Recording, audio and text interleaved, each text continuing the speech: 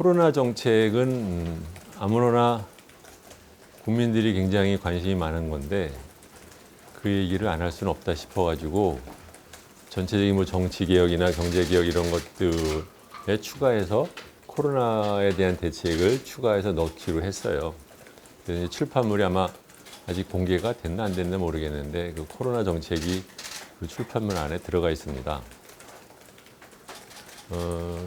거기에서 저희들이 했던 얘기는 지금은 신속성이 제일 중요하기 때문에 우선은 18세 이상 성인에게 모두 주자. 가구 기준도 아니고 그다음 전 국민도 아니고 근데 18세 이상이면 보통 인구의 우리 5천에서 한 4천만 명이 됩니다. 근데 이제 그것을 가구가 아니라 개인이기 때문에 그래서 인당위로 치면 100만 원이 아니라 50만 원 정도로 하면 아이가 둘이고 부부가 있는 4인 가족이면 저절로 100만 원이 되는 거죠. 그렇죠? 그렇게 해서 하는 게 좋겠다. 근데 그것도 원래는 이제 초안에는 처음 저희들이 생각했던 것은 중위소득 기준으로 150%까지. 그러니까는 이제 그 사실은 해보다 보면은 이제 뭐 상위 70%, 그러니까 그 하위 70%가 거의 비슷해집니다. 그게. 근데 거기까지 중위로부터 150까지는 이제 슬라이딩으로 그 최소 액수를 정하고 슬라이딩으로 쭉 가는 방법이 좋지 않나. 라는 거를 저희들은 처음에는 생각을 했어요. 근데 아무리 봐도 그렇게 해서 얻는 추가적인 혜택보다 그것을 실행하는 데 들어가는 그 시간이 너무 낭비가 되는 것 같더라고요. 이게 제가 보기에는 자, 이게 제가 지금 설명을 잘 못해서 그런데 이게 백그라운드를 다시 이미 알릴로 해서 어느 정도 말씀을 드렸어요. 그런 생각을 뭐냐면 이런 긴급 그 재난에 따른 보상을 하는 그 기초 그 툴이 뭐냐를 생각을 해보면 각 나라에 자기가 갖고 있는 방역 정책이 얼마만큼 효과가 있을 거냐 또는 이 전염병이 얼마만큼 확산이 될 거냐에 대한 추정의 베이스를 둬야 돼요. 그냥 무조건 따로 두고 그런 것이 아니죠. 예. 그래서 미국이나 유럽에서 신속하게 대규모의 지원이 나오게 된 근본 원인에는 뭐가 있냐면 자기들의 방역학자들이 보기에 자기들이 갖고 있는 방역 체제에 기반을 두었을 때 이것이 얼마만큼 빠른 속도로 전파가 될 거냐라는 것에 대한 그 추정 모델이 비에 깔려 있는 거예요. 그것이 없이 뭐 경제적으로 어떻게 할 거냐라는 말을 하는 것은 사실은 의미가 없습니다. 자, 그렇다고 하면 우리나라도 마찬가지일 거예요. 지금 우리나라에서 방역이 이루어지고 있는 것을 보면 조기 검사에 의한 적극적인 그 방역으로 어느 정도 지금 말하자면 약간은 그걸 소강 상태로 말할 수 없지만 이제 저온의 정책 전쟁 같이 되는 거지 않습니까? 그래서 정부가 지금 판단하기에 이번에 코로나19 사태가 국내적으로 어떻게 진행이 될 거라는 것에 대한 그 판단이 전제가 되어 있어야 돼요. 그리고 그것에 대한 전제의 뭐 모델이 어떻게 되는지를 모르면서 뭐 오피니언 리더든가 아니면 정당이 이래야 된다 저래야 된다 말하는 것은 사실은 조금 무의미한 면이 있어요. 자, 그런데 두 번째로 우리가 고려할 것은 근데 우리는 어느 정도 내부적으로는 잘 잡아 나가는 것 같아서 해외에서 우리는 어떻게 했느냐를 갖다 뭐 배우러 오고 뭐 G20 회의를 뭐 대통령이 뭐 주재를 하고 이런 것도 하지만 우리가 아무리 방역을 또 잘 한다 하더라도 해외에서의 수요가 급감하면서 우리나라의 수출 수에도 굉장히 영향이 올 거라는 거죠. 그러면 이제 세컨드 웨이브가 온다는 겁니다. 아직은 오지 않았지만.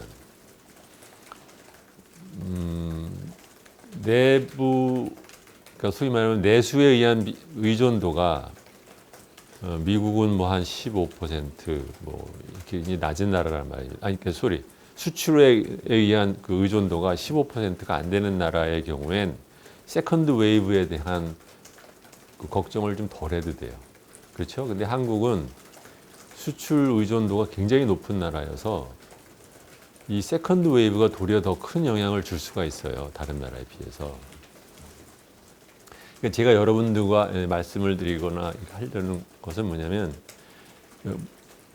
각각 개별 정책이 무엇이냐를 갖고 지금 얘기하기 이전에 이것을 보는 그 전체적인 그 틀, 논리적인 틀을 우리가 알면서 얘기를 하는 것이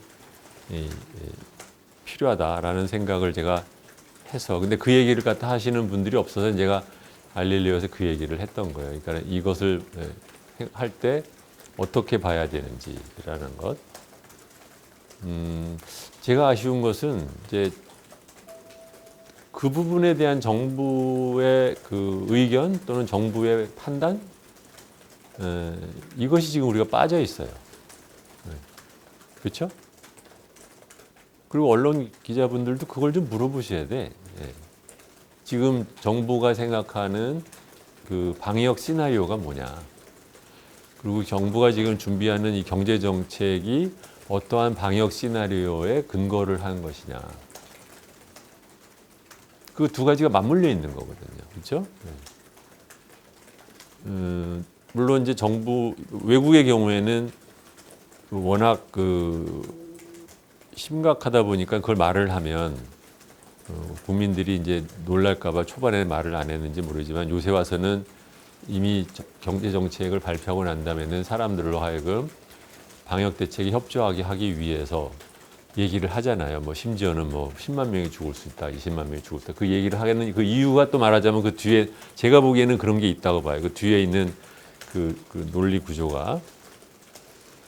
자, 그러면 다시 한국으로 돌아와서 지금 우리가 이렇게 방역이 성공적으로 이루어지는 데는 아까 말씀드린 것처럼 한편으로는 정부가 투명하고 적극적인 검진을 하고 추적을 해서 이런 결과를 얻어낸 것도 있지만 또 한편으로는 국민들이 정부의 정책을 믿고 적극적으로 협조를 해준 것에 의한 부분도 있는 거예요.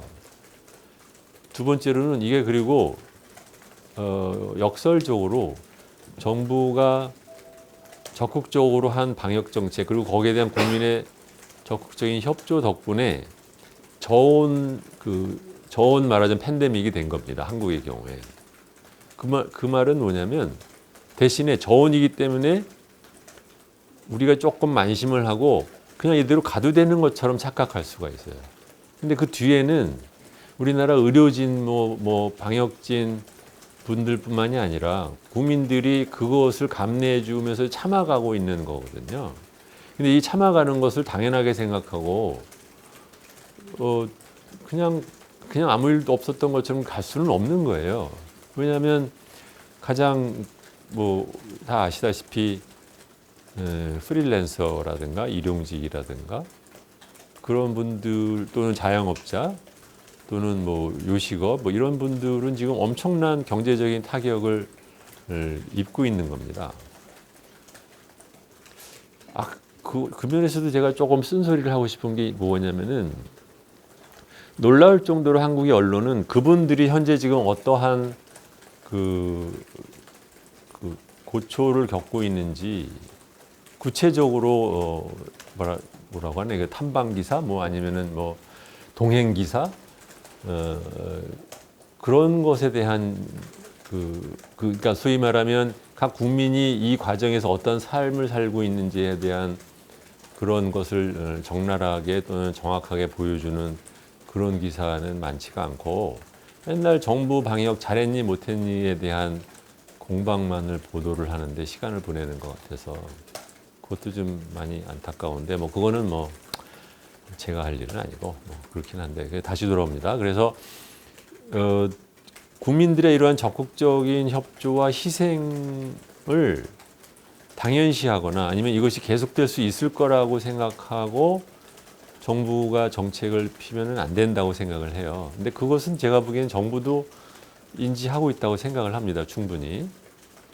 자, 그러면 이제 구체적인 정책으로 왔을 때 이 문제죠. 그러니까는 우리나라가 이런 그 소득 파악 체계가 이렇게 그 투명하거나 완전하지가 않습니다.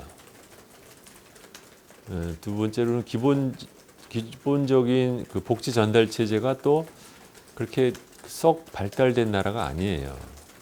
없는 것은 아니고 나름 굉장히 그동안에 많은 발전을 해왔지만 그러니까 이 상황을 기초를 놓고 이렇게 대규모적인 방역을 또는 이제 재난 구호를 해야 될 때 어떤 방식으로 할 거냐라는 문제가 생기잖아요. 근데 보시다시피 미국 같은 예를 보면은 미국에서 뭐 다 1,200불씩 준다고 하지만 그 디테일을 잘 보시면 작년 텍스 파일 한 사람 기준입니다. 그렇죠? 텍스 파일에게 말하자면 이제 우리나라 치면 종합소득세 그 나라 사람들은 근로소득도 대신해 주는 것이 없이 다 자기가 하는 거니까 거의 모든 사람이 다 그 자기 그 소득세를 이제 내야 되는데 그거 낸 기준으로 지금 가요. 무슨 말이냐면 소득세를 파일을 그 소득세 리턴을 하지 않았으면 그러면 그 돈 대상이 안 되는 거죠. 그렇게 할 수 있는 이유는 또 그만큼 그 텍스 파일 그러니까 그 소득세 그 증명을 갖다 해야 되는 대상자가 그만큼 많다라는 뜻이고 그 안에 굉장히 디테일한 정보가 들어있다는 뜻이라서 그러니까 그 사람들은 일용직이다 하더라도 다 합니다 그것을. 근데 우리는 이제 면제자가 많고 하다 보니까 특히 어떻게 보면은 구호에 가장 먼저 대상이 돼야 되는 많은 분들이 그러한 그 데이터가 없어요. 그래서 이 구호를 할 때 그러면 무슨 기준으로 할 거냐 이게 갑자기 이상하게 좀 강의자가 돼버리는데 어쨌든 제가 생각하는 그걸 여러분들에게 공유한다고 생각을 하시고 그 중에서 여러분들이 쓸모가 있는 거라고 생각하시면 이용을 해주면 되는데 지금 우리가 갖고 있는 정보는 복지 전달을 하기 위해서는 이 복지 체제인가 그 정확한 용어를 모르겠는데 그 보건복지부에서 운영하는 게 있고요. 그것도 완전하지가 않고 두 번째로 이제 건강보험료 체제에 의한 것들이 있습니다. 크게 보면 그 두 가지를 사용할 수밖에 없어요. 근데 둘 다 말하자면 빈 구석이 많은 거예요. 그래서 그 구체적인 실행 방안에 대해서 별로 평시에 공부가 안 돼 있는 정당들은 뻥뻥 날리기는 좋습니다. 뭐 이렇게 하자 저렇게 하자. 그렇지만 그거를 실현 방안을 우리나라 정당이 입법을 통해서 연습해 본 경험이 없는 겁니다. 다시 예를 들면 미국 보시면 미국은 급속도로 결정을 하는 과정에서 미국의 재무성이랑 의회의 양당의 스태프들이 같이 모여서 그 두꺼운 패키지를 순식간에 만들어내요. 왜냐하면 이 사람들이 평시에 이런 입법을 갖다 해본 경험이 그 의회 내부에 축적이 되어 있는 거거든요. 그러니까 2, 3일 만에 그것을 만들어내잖아요. 근데 우리나라 정당은 그런 식의 디테일한 정책을 만들어보는 경험이 없어요. 그러니까 결국은 정부가 다시 또 만들어줘야 되는 거예요. 그래서 제가 이런 말을 하기도 굉장히 조심스러운 게 저 역시 마찬가지거든요. 정부가 어떠한 그 정보를 얼마만큼 갖고 있는지를 모르는 입장에서 뭐 이렇게 하자 저렇게 하자 말을 하는 것이 어떻게 보면 이제 제가 뭐 대단한 책임이 있는 자리에 있는 것도 아니기는 한데 이제 어쩌다 보니까 이제 지금 후보가 돼 있어서 좀 그렇지. 제가 뭘 대단하게 뭘 알아서 하는 게 아니고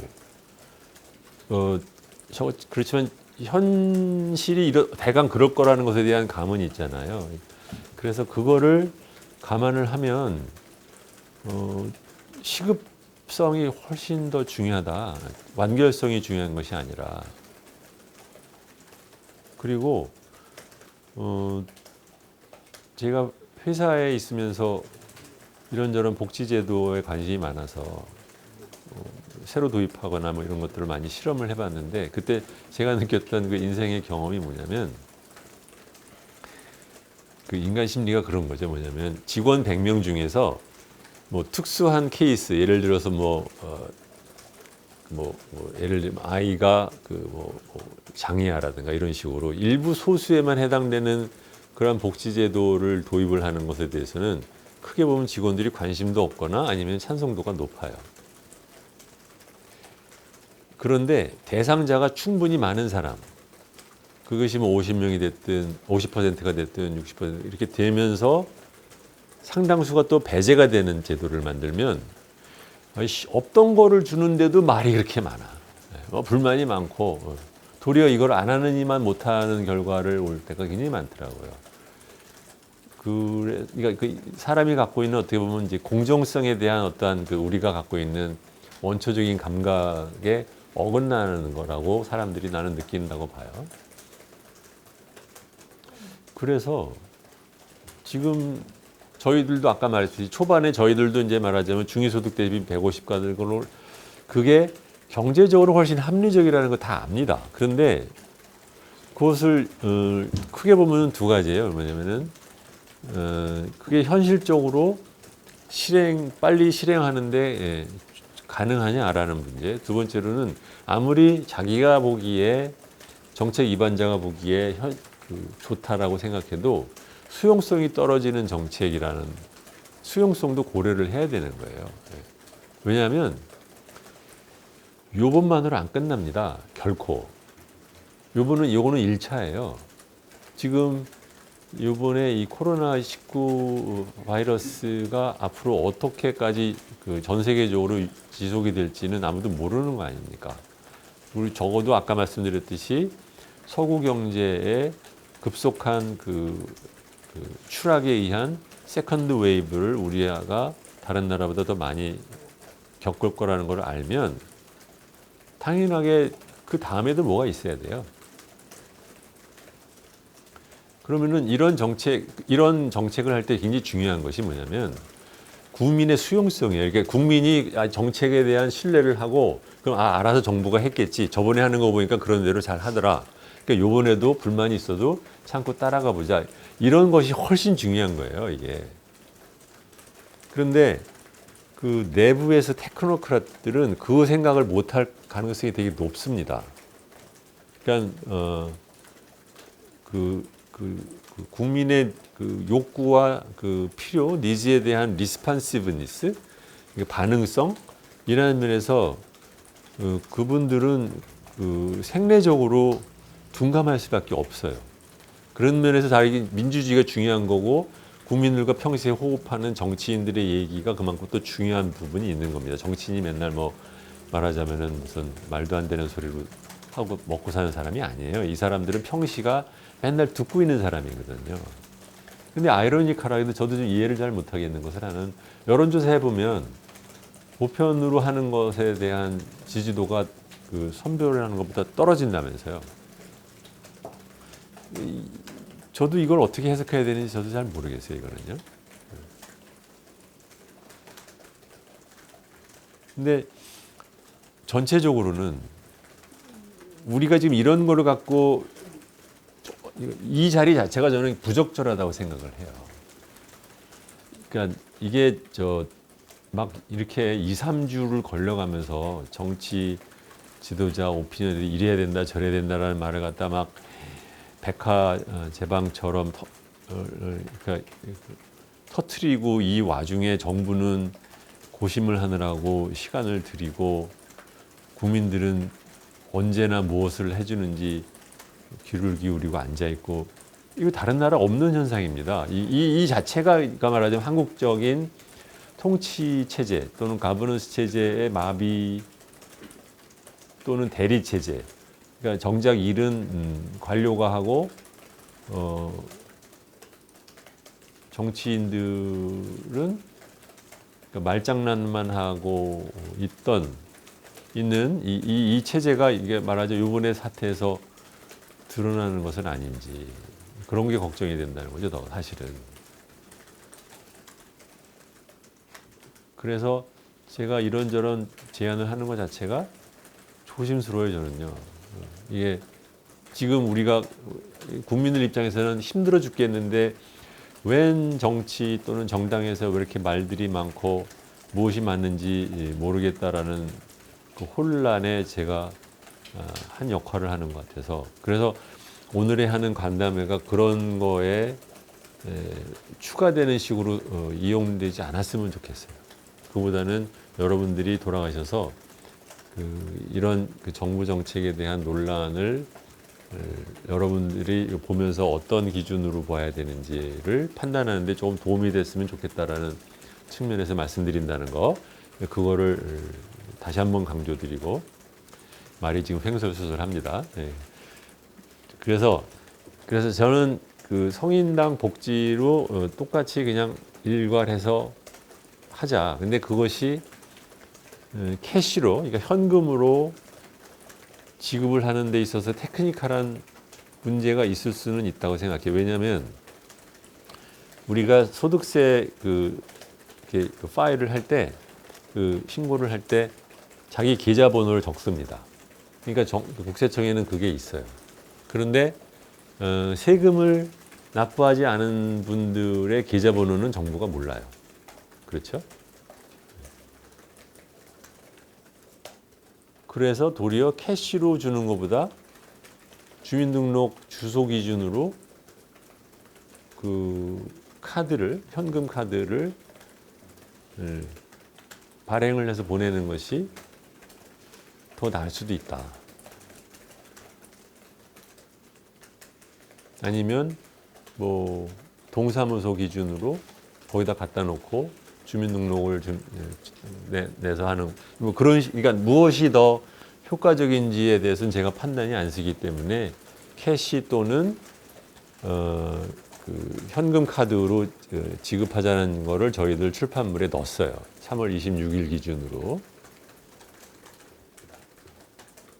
그 다음에 중요한 것은 뭐냐면, 그러니까 이것은 이제 국민 전체적으로 겪고 있는 그 희생과 경제적인 희생 플러스 정신적인 희생에 대한 보상이라는 것이 하나가 있고, 그 다음에 우리한테 중요한 것은 뭐냐면,